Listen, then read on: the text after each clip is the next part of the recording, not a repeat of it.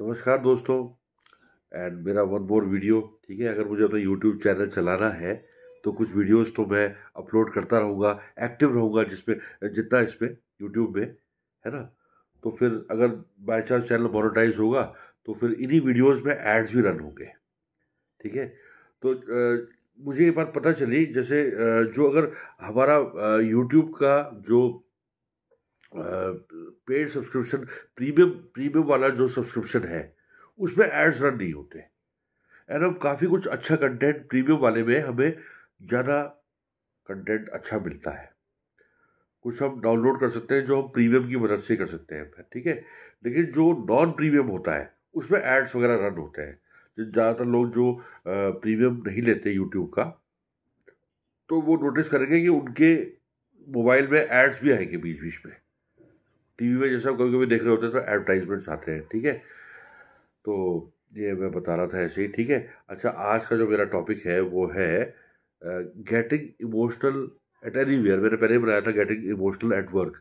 लेकिन by chance कभी आपको कुछ अपने ही किसी दुख से, या किसी अपने के बारे में सोचकर, या अपना ही कोई अंदरूनी दुख है और आपको रोना आने लग जाए, ठीक है। क्योंकि एक जनरल टॉपिक है और मैं आप लोगों से जुड़ा हुआ हूँ। वैसे तो मैं नहीं चाहता कि कोई रोए, या मुझे रोना है या आपको रोना है। क्यों रोना है भैया? तो बहुत बड़ी कमजोरी है। गेटिंग इमोशनल मेरे हिसाब से तो कमजोरी है। तो अगर मैं इमोशनल होके कभी, इफ आई एम क्राइंग, ये मेरी कमजोरी है भाई। मैं क्यों रो रहा हूँ जब सब कुछ ठीक ठाक है? ठीक है, एवरीथिंग आई एम डूइंग, सब कुछ मुझे मिल रहा है। तो फिर अगर मैं तब भी रोऊंगा तो इसका मतलब देयर इज सम प्रॉब्लम, या वो मेरी एक अंदरूनी कमजोरी है, कोई साइकोलॉजिकल प्रॉब्लम है। अच्छा, इससे डील कैसे कर रहा है ये मैं अपने एग्जाम्पल से बताता हूँ। थोड़ी देर पहले मैं इमोशनल हो रहा था, ठीक है। इवन जैसे अगर छोटे बच्चे रोने लगते हैं, जैसे मेरे बच्चे हैं, तो अगर वो रोएंगे तो फिर मुझे भी रोना आता है। बच्चा जैसे रोने लग गया तो आई फेल्ट इमोशनल, सेंटिमेंटल, ठीक है। अगर ये समस्या आपको भी है, आप कुछ मेरे वीडियो से रिलेट कर पा रहे हैं, तो उसको सुनते रहे मेरी बात को ना। आपको कुछ कुछ लाइफ से रिलेट अगर कर पाएंगे तो ठीक है। तो गेटिंग इमोशनल एनीवेयर, कभी भी आप कभी वर्क प्लेस में इमोशनल हो गए, या कभी आप घर में इमोशनल हो रहे हो, है ना। तो उस समय उस स्थिति से कैसे बाहर आना है?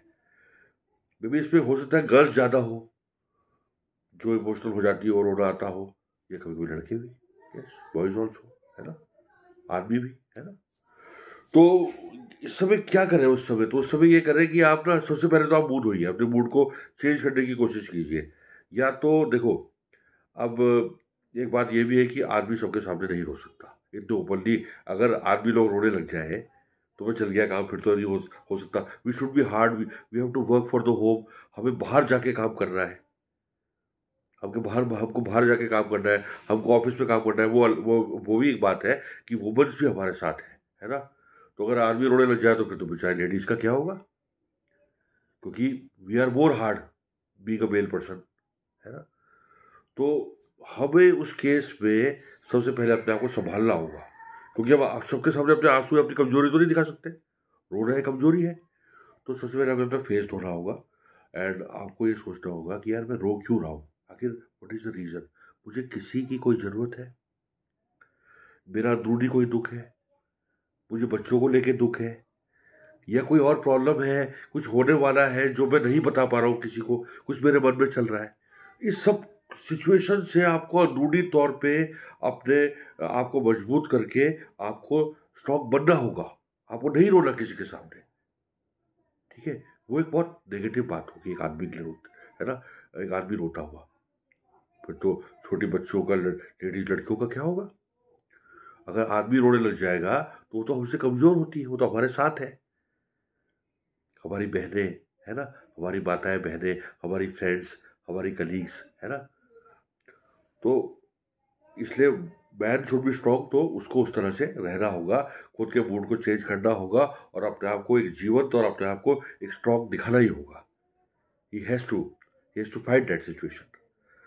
आई थिंक मैं अच्छा बोला इसमें, ठीक है। मैंने तो इसको पर्सनली महसूस किया इस बात को, एंड बिल्कुल क्लियर मैंने इसको बता दिया है, ठीक है।